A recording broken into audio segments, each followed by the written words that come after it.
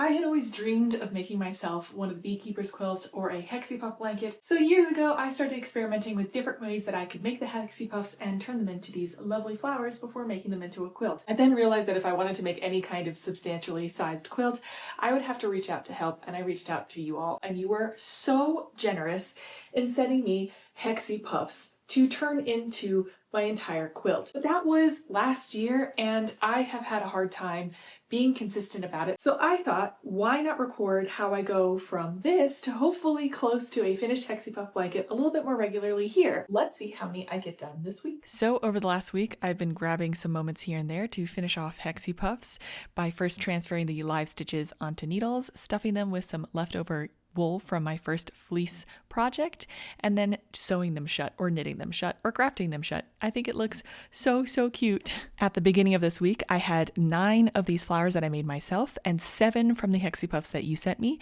making a blanket that looks kind of like this. And in the course of this week, I have entirely finished this one new hexie puff flower, which I think is so beautiful, and I've managed to stuff 4 of these. So I think I've done maybe 1.5, which means I can add 1 new flower to my blanket. I'm so excited. I have a total of 17 flowers after starting off with 16 at the beginning of the week.